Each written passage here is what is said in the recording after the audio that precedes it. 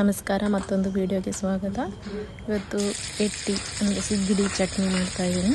ತುಂಬ ಸಿಂಪಲ್ ಆಗಿರುವಂಥದ್ದು. ಸ್ವಲ್ಪ ಎಷ್ಟು ಬೇಕೋ ಅಷ್ಟು 1-2 ಸ್ಪೂನಷ್ಟು ಸಿಗ್ಗಿ ತಗೊಂಡಿದ್ದೀನಿ.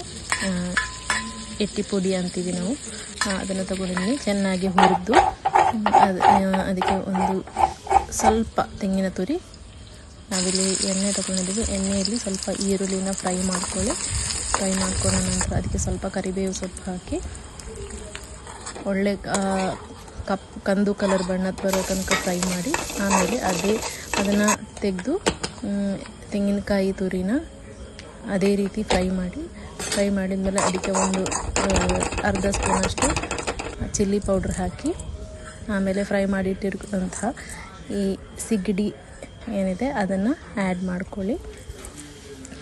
ಮಾಡಿಕೊಂಡು ನಾವು ಹುರಿದಿರುವಂತಹ ಈರುಳ್ಳಿನ ಅದಕ್ಕೆ ಆ್ಯಡ್ ಮಾಡಿಕೊಂಡು ಸಾಲ್ಟ್ ಬೇಕಾದರೆ ಮಾತ್ರ ನಿಮಗೆ ಹಾಕ್ಕೋಬೋದು, ಇಲ್ಲಾಂದರೆ ಅದರಲ್ಲೇ ಇರುತ್ತೆ. ತುಂಬ ಟೇಸ್ಟಿಯಾಗಿರುತ್ತೆ.